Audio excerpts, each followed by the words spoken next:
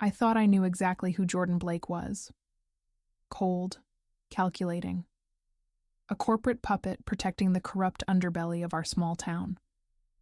What I didn't know was that hate and passion were separated by just one kiss. A kiss that would change everything. My name is Avery Chen, and this is the story of how I came back home to expose the truth, and ended up discovering something far more dangerous than any secret. Subscribe to the channel and watch new videos every day. The October wind cut through the streets of Millbrook like a knife, carrying with it the scent of dying leaves and memories I'd spent 5 years trying to forget. I gripped the steering wheel of my beat-up Honda Civic tighter as I drove down Main Street, my eyes taking in every familiar landmark. The old diner where I'd worked as a teenager. The library where I'd spent countless afternoons escaping my chaotic home life. The town hall, that imposing brick building that had haunted my dreams for the past 18 months. My name is Avery Chen, and I was coming home for one reason: to expose the corruption that had destroyed my father's business and nearly destroyed him in the process. It was October 15th, 2025, a Tuesday morning, when I pulled into the parking lot of the Millbrook Gazette, the only newspaper in town that had any credibility left. The building was smaller than I remembered, squeezed between a closed-down bookstore and a yoga studio that hadn't existed when I left. My hands were shaking as I grabbed my leather portfolio from the passenger seat. Inside were months of research, financial documents, and the beginning of a story that would shake this town to its core. "Avery Chen?" a voice called from behind me. I turned to see Tom Whitmore, the editor of the Gazette, walking toward me with a cautious smile. Tom had been a friend of my father's, one of the few people in this town who'd actually believed him when the accusations started flying. "Welcome back, kid. I've been expecting you." The office was exactly as I remembered it: cluttered desks, the smell of old coffee and printer ink, and a wall of past front pages documenting the town's history. Tom led me to a small office in the back, and for the next 2 hours, I laid out everything I'd discovered: the embezzled funds, the falsified permits, the way the mayor's office had systematically destroyed my father's construction company by awarding lucrative contracts to competitors who were willing to pay kickbacks. "This is big," Tom said, leaning back in his chair. "Really big. But Avery, you need to understand what you're walking into. The mayor has friends, powerful friends, and his communications advisor." He paused, choosing his words carefully. "Jordan Blake is not someone you want as an enemy." I'd heard the name before. Jordan Blake, the mayor's right hand, the woman who'd orchestrated the public relations campaign that had painted my father as a fraud and a failure. The woman who'd made sure that when everything fell apart, the entire town turned their backs on him. "I don't care who she is," I said, my voice steady despite the anger burning in my chest. "She's part of this, and I'm going to prove it." My first week back in Millbrook was spent gathering more evidence, conducting interviews with former city employees, and trying to stay under the radar. I was staying in a small apartment above the antique shop on 3rd Street, a place that cost almost nothing and asked no questions. I'd taken a leave of absence from my job at the Denver Tribune, cashing in my savings and betting everything on this story. It was Thursday, October 23rd, when I first saw Jordan Blake in person. I was sitting in the corner booth of Rosie's Diner, my laptop open, reviewing documents, when the bell above the door chimed. I didn't look up at first, but something made me glance toward the entrance. And there she was. Jordan Blake was nothing like I expected. I'd imagined her as some cold corporate type in a power suit, all sharp angles and sharper words. Instead, she was wearing dark jeans and a cream-colored sweater, her dark hair pulled back in a messy bun, and she looked tired. Genuinely exhausted, like she'd been carrying something heavy for far too long. She ordered a black coffee and a blueberry muffin from Rosie, and as she turned to find a seat, our eyes met. I watched as her expression shifted. Recognition flickered across her face, followed by something that looked like dread. She knew who I was. Of course she did. In a town like Millbrook, everyone knew everyone's business. Jordan chose a seat at the counter, deliberately turning her back to me, but I could see her shoulders tense. Could see the way her hand trembled slightly as she lifted the coffee cup to her lips. I told myself I should leave, that engaging with her now would only complicate things. But I'd never been good at following the rules that made sense. I closed my laptop, gathered my things, and walked over to the counter. Jordan's entire body went rigid as I approached. "Jordan Blake?" I said, my voice calm and professional, the voice I used when I was conducting interviews. She turned slowly, and I got my first real look at her face. She had sharp cheekbones, intelligent dark eyes, and a mouth that was currently pressed into a thin line. She was beautiful in a way that surprised me, a way that made my stomach do an unwelcome flip. "Avery Chen," she said, her voice cool and measured. "I was wondering when you'd show up. Come to stir up trouble in your hometown?" "I'm here to write a story," I replied, meeting her gaze steadily. "The truth, actually. I know you're not used to that, but I thought I'd give it a try." "The truth?" A bitter laugh escaped her lips. "You don't know anything about the truth, Avery. You left this town 5 years ago, and now you're back playing detective, thinking you're going to save your father's reputation. But some things are better left alone." "Is that what you tell yourself?" I asked, stepping closer. "That corruption is better left alone? That destroying innocent people's lives is acceptable as long as it keeps your boss in power?" Jordan stood up abruptly, her chair scraping loudly against the tile floor. We were standing face to face now, and I could feel the anger radiating off her in waves. But underneath the anger, I sensed something else. Fear, maybe. Or guilt. "You don't know me," she said quietly, her voice low enough that only I could hear. "And you don't know what I've had to do to survive in this town. So before you come in here with your righteous crusade, maybe you should ask yourself why you really came back. Was it really about your father? Or was it about proving to everyone that you were right to leave?" The words hit harder than I expected. Before I could respond, Jordan grabbed her coffee and walked out of the diner, leaving me standing there, shaking with a mixture of anger and something I couldn't quite name. Rosie appeared at my elbow, shaking her head. "That girl's got a lot of pain in her," she said softly. "You be careful, Avery. Whatever you're planning, it's going to hurt more people than you think." I watched through the window as Jordan climbed into a silver BMW and drove away, her hands gripping the steering wheel like mine had been that first day. And I realized, with a sinking feeling in my stomach, that this was going to be far more complicated than I'd anticipated. It was October 23rd, 2025, and I had no idea that the woman I'd just confronted would become the most important person in my life. The next 2 weeks were consumed by work.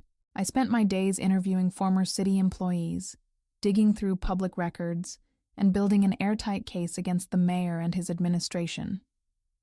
Tom at the Gazette was supportive but cautious, warning me repeatedly that I needed to be absolutely certain of my facts before publishing anything.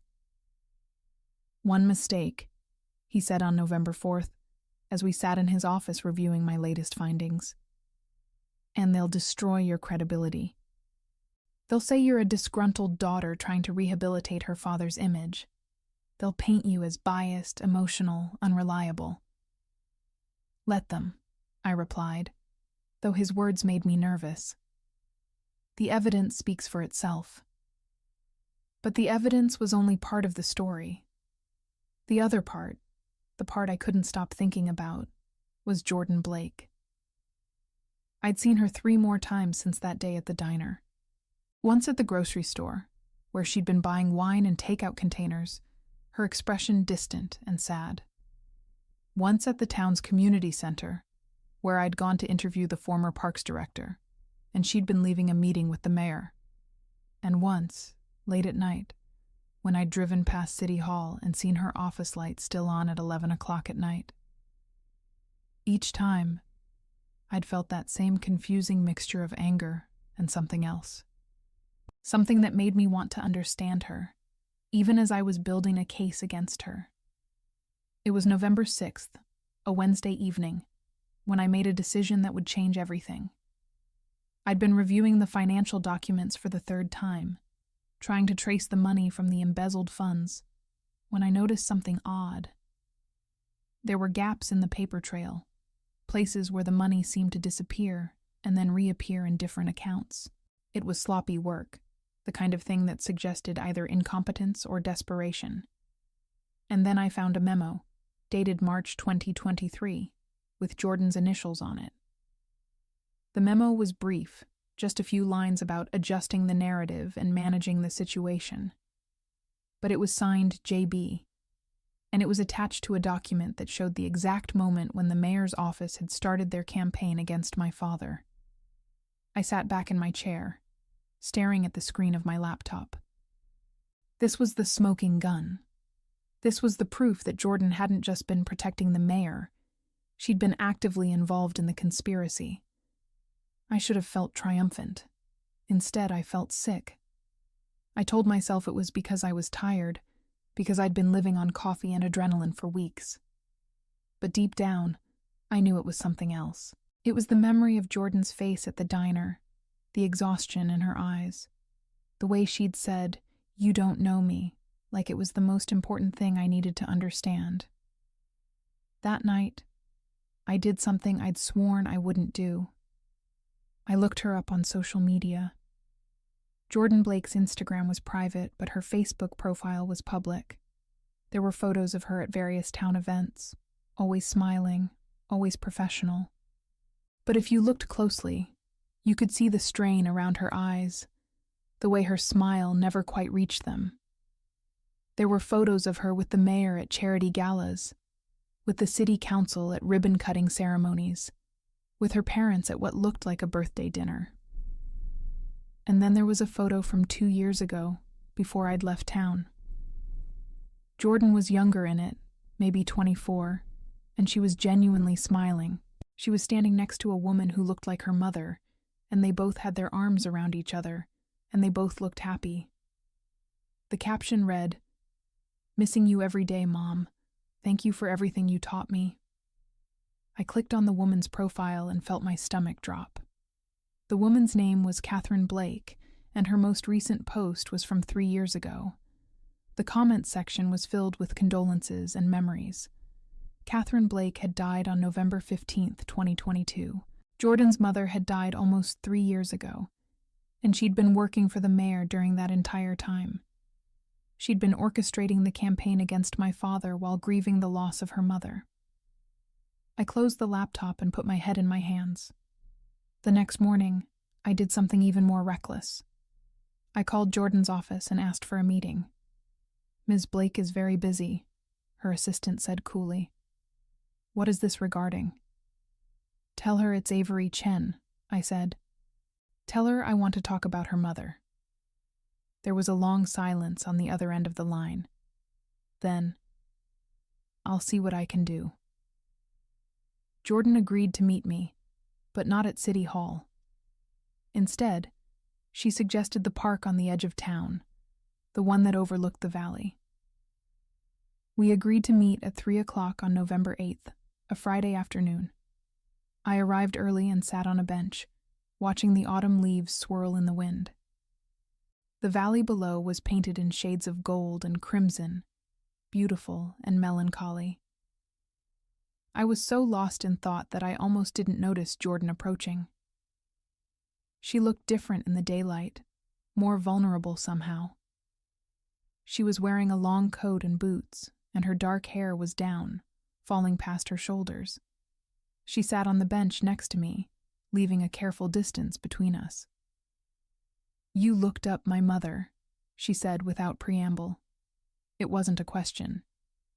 Yes, I admitted. I'm sorry. That was invasive. She smiled sadly. Yeah, but I suppose I deserve it, considering what I've done to your father.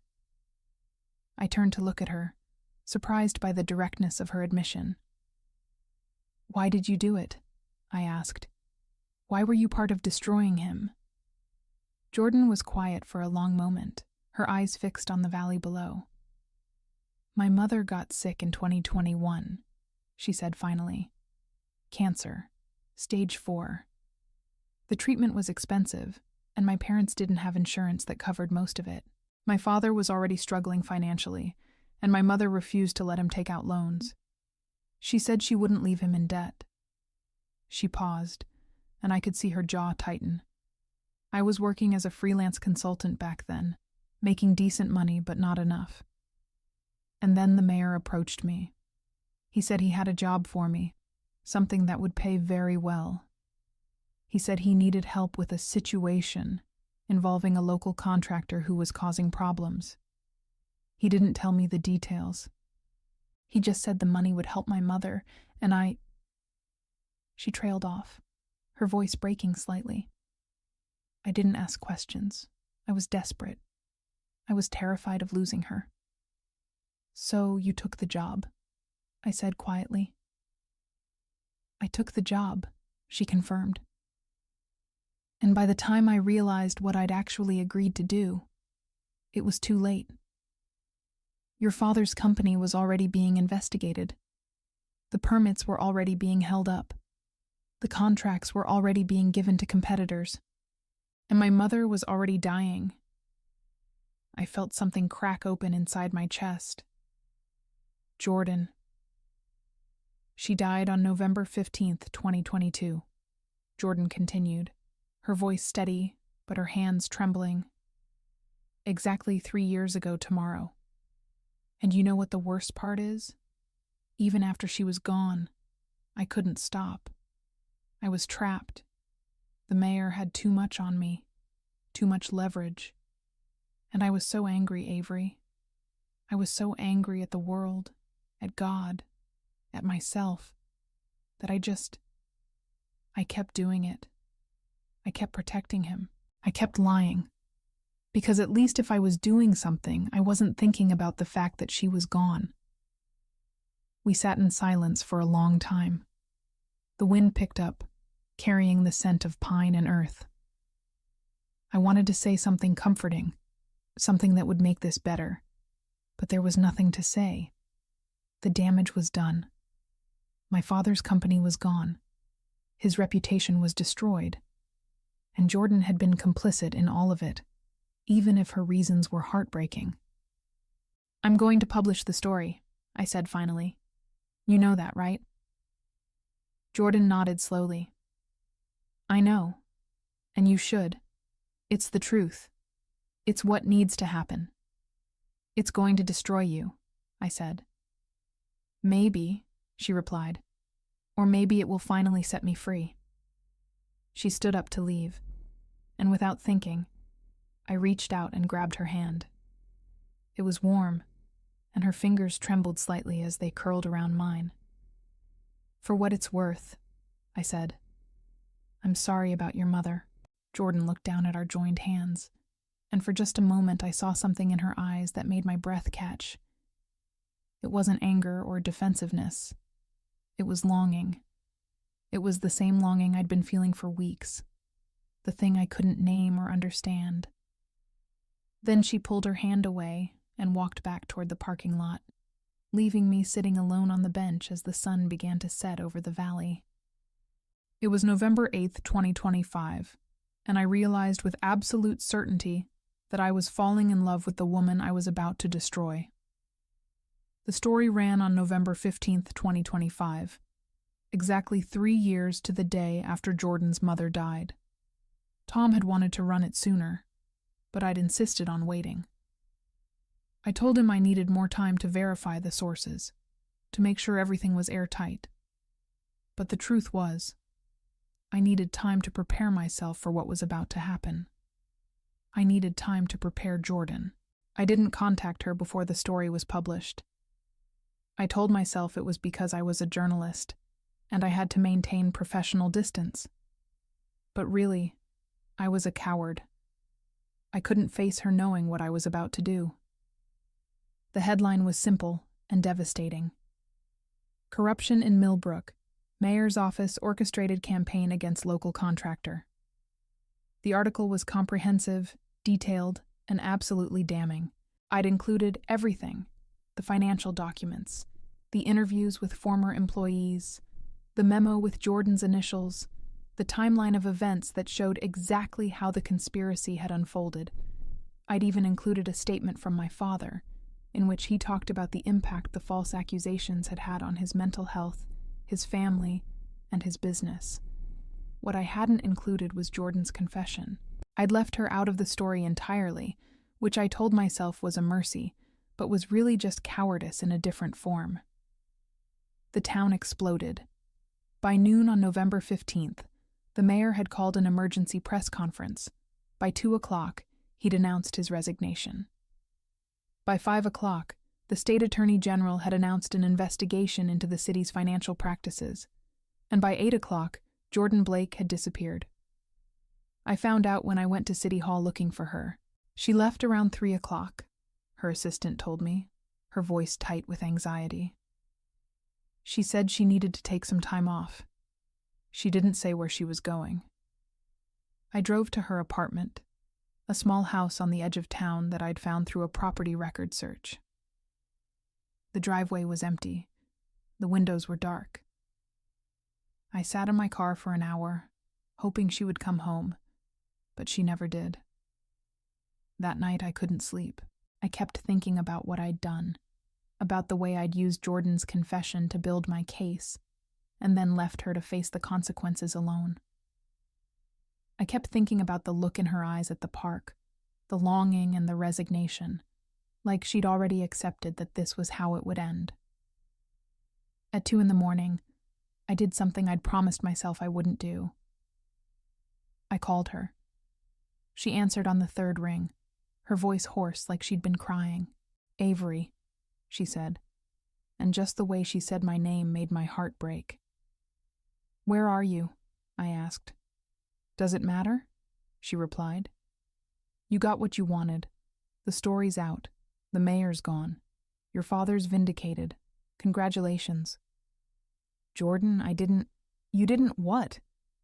Her voice was sharp now, cutting. "You didn't mean to destroy me? You didn't realize that leaving me out of the article would make it worse, not better?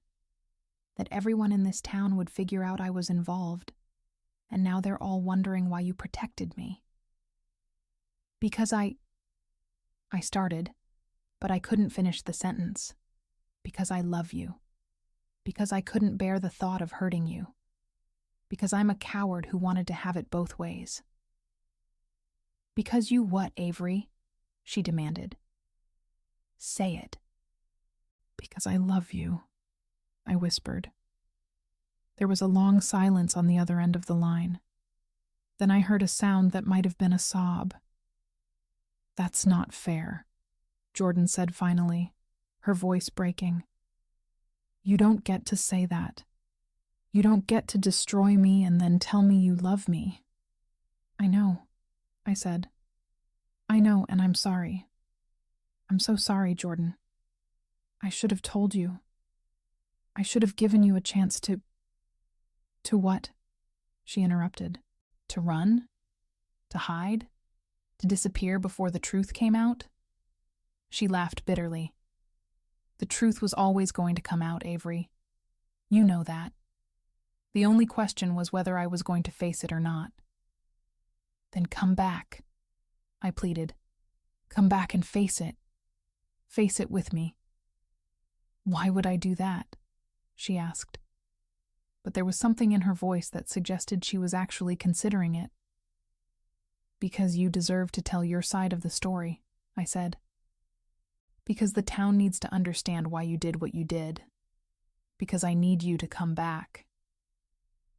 Jordan hung up without answering. I didn't sleep that night. I spent the hours until dawn driving around town, looking for her car, checking the places I thought she might go. The park where we'd talked, the diner where we'd first confronted each other, the cemetery where her mother was buried. I found her at the cemetery, sitting on a bench in front of a grave marked Catherine Marie Blake, beloved wife and mother, 1962-2022. It was 6 a.m, and the sun was just beginning to rise over the hills. Jordan was wearing the same coat she'd worn at the park, and she looked like she hadn't slept either. Her eyes were red and swollen, and her hands were shaking. I sat down next to her without saying anything.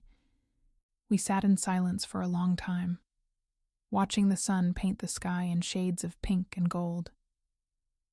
"I came here when I found out about the article," Jordan said finally. "I needed to talk to her. I needed to ask her what she would have wanted me to do." "What did she say?" I asked softly. "Nothing," Jordan replied. "She's dead. She can't say anything." She paused. "But I know what she would have said. She would have told me to tell the truth. She would have told me to stop hiding, stop running, stop letting fear make my decisions." "Then tell the truth," I said. "Let me help you tell it." Jordan turned to look at me, and I saw the moment she made her decision. It was in her eyes, in the way her shoulders straightened, in the way her hand reached out and found mine. "If I do this," she said, "if I come forward and tell everyone what I did and why I did it, you have to promise me something." "Anything," I said. "You have to promise that you'll listen to me. Really listen. Not as a journalist gathering material for a story, but as someone who actually cares about who I am and what I've been through." "I promise," I said, and I meant it with every fiber of my being. Jordan squeezed my hand. "Okay," she said. "Let's go tell the truth." We drove back to town together, our hands linked across the console of my car. By 8 o'clock, we were sitting in Tom's office at the Gazette, and Jordan was telling him everything. Not just about the conspiracy, but about her mother, about her desperation, about the way she'd been trapped by her own choices. By noon, Tom had published a follow-up article, "The Human Cost of Corruption: One Woman's Story of Desperation and Redemption." By evening, the town was divided. Some people called for Jordan's prosecution. Others called for her forgiveness. But everyone was talking about her, really talking about her, for the first time since she'd started working for the mayor. And through it all, I was by her side. It was November 15th, 2025, and as we sat in my apartment that night, watching the news coverage of the story unfold, Jordan turned to me and said, "I think I'm falling in love with you too." I kissed her then, and it felt like coming home. The weeks that followed were the most complicated and beautiful of my life. Jordan faced legal consequences for her role in the conspiracy. She was charged with conspiracy to commit fraud and filing false documents, charges that could have resulted in significant jail time. But her cooperation with the investigation, combined with the mitigating circumstances of her mother's illness and her eventual decision to come forward, resulted in a plea agreement. She was sentenced to 2 years of probation, community service, and mandatory counseling. It wasn't justice in the traditional sense, but it was a kind of redemption. What surprised me was how the town responded. Yes, there were people who called for harsher punishment, who said she deserved to go to prison. But there were also people who understood, who saw in Jordan's story a reflection of their own desperation, their own moments of weakness and compromise. On December 1st, 2025, Jordan started her community service at the Millbrook Community Center. She was assigned to work in the after-school program, helping kids with homework and leading recreational activities. It was humble work, the kind of work that didn't pay and didn't restore her reputation, but it was honest work. I watched her on that first day, sitting at a table with a group of middle schoolers, patiently explaining algebra problems and laughing at their jokes, and I realized that this was who Jordan really was. Not the cold, calculating communications advisor, but a woman with a good heart who'd made terrible choices under impossible circumstances. Our relationship developed slowly and carefully. We were both cautious, both aware of how complicated everything was. But we were also honest with each other in a way I'd never been honest with anyone before. We talked about her mother. Jordan told me stories about Catherine, about how she'd been a teacher, how she'd loved to garden, how she'd always believed that people were fundamentally good even when they did bad things. Jordan told me about the guilt she carried for not being honest with her mother before she died, for not telling her about the conspiracy. "I think she would have forgiven me," Jordan said one night as we lay in bed in my apartment, her head on my chest. "But I never got the chance to ask." "You can still ask her," I said, running my fingers through her hair. "Not in the literal sense, but by becoming the person she would have wanted you to be." Jordan was quiet for a moment. "Is that what you're doing?" she asked. "Becoming the person your father would have wanted you to be?" I considered the question. "I don't know," I admitted. "I think I'm becoming the person I want to be. And I think my father would be proud of that, even if it's not exactly what he would have chosen for me."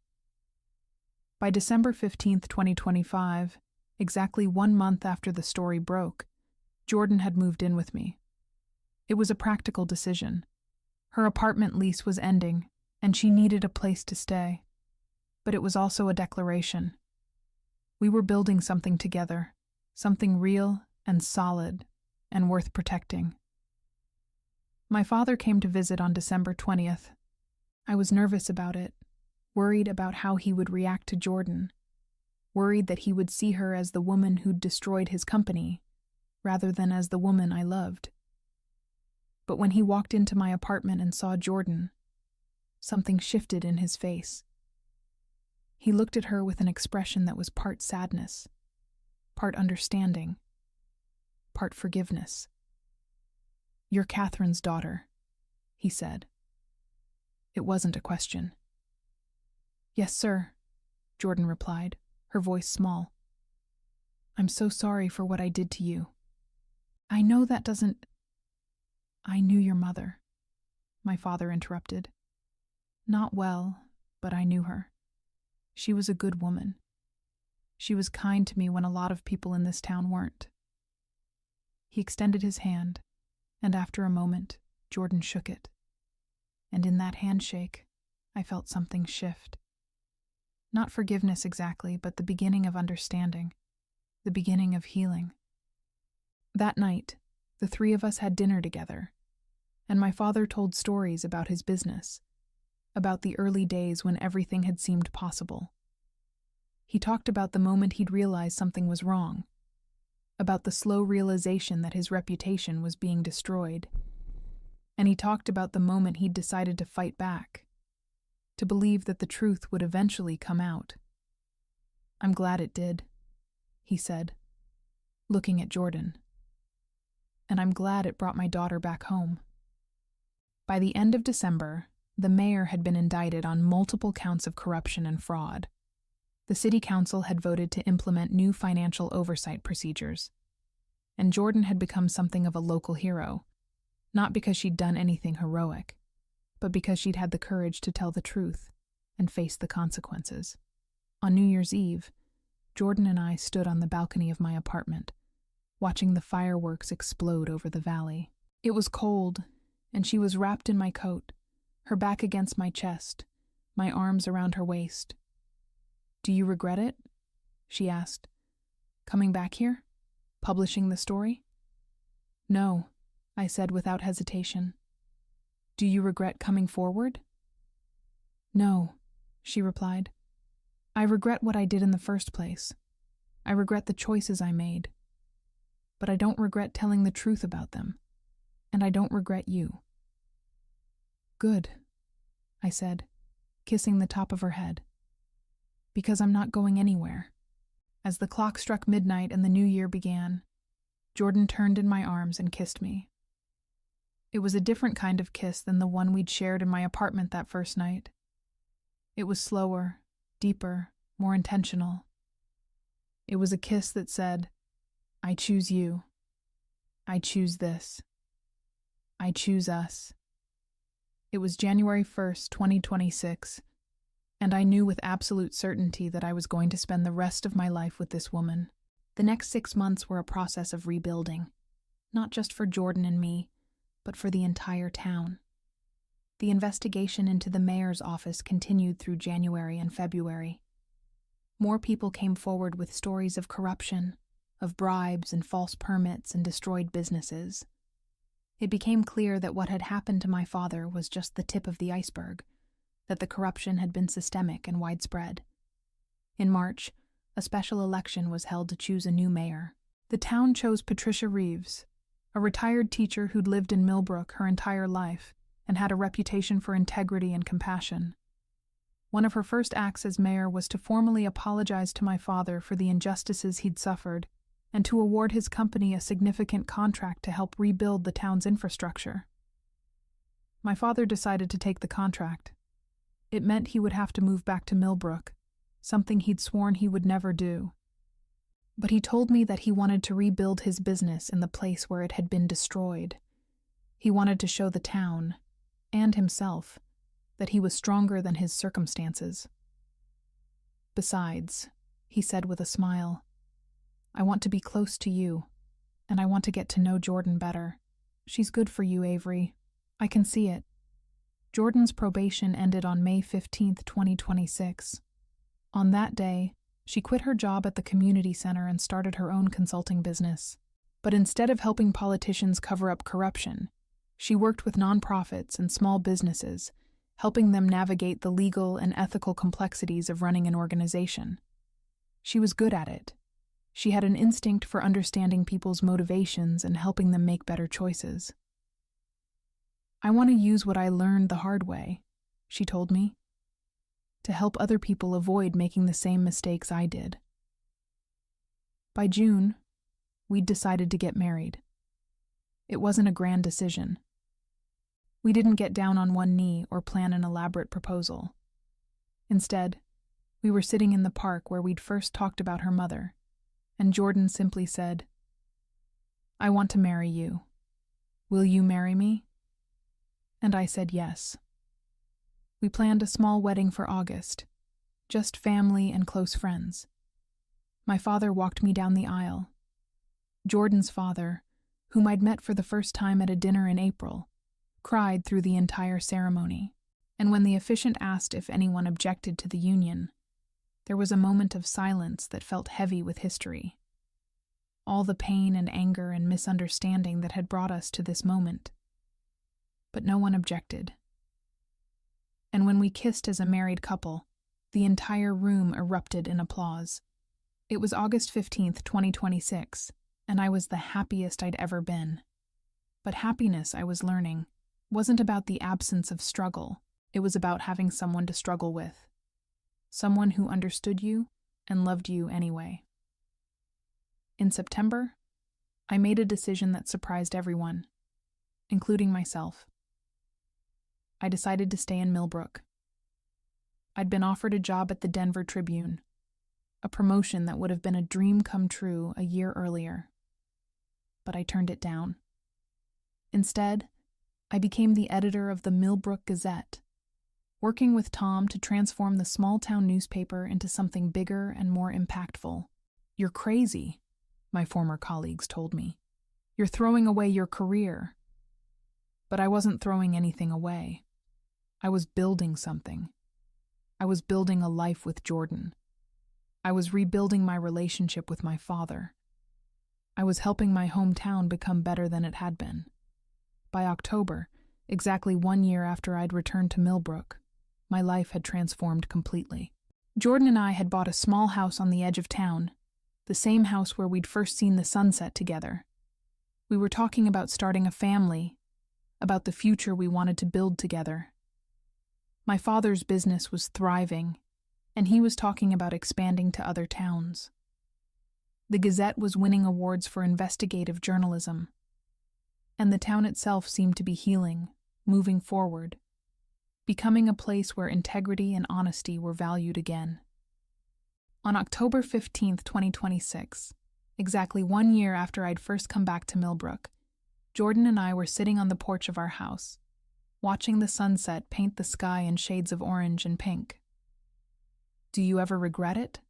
Jordan asked. "Coming back here? All the pain and anger and complications?" I thought about the question carefully. I thought about the moment I'd first seen her at the diner, the anger I'd felt, the certainty that she was my enemy. I thought about the park, about the confession, about the moment I'd realized I was falling in love with her. I thought about the kiss that had changed everything. "No," I said finally. "I don't regret any of it, because it led me to you." Jordan took my hand and squeezed it. "I love you," she said. "I love you too," I replied. And as the sun sank below the horizon and the stars began to appear in the darkening sky, I realized that this was what I'd been looking for all along. Not vindication or revenge or the perfect story, but connection, understanding, love.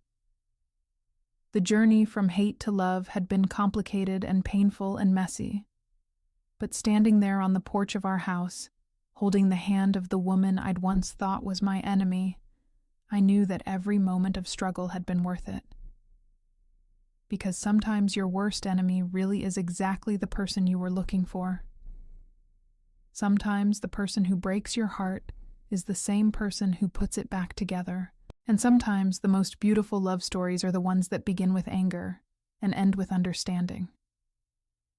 It was October 15th, 2026, and I was exactly where I was supposed to be. Thank you so much for listening to this story until the very end.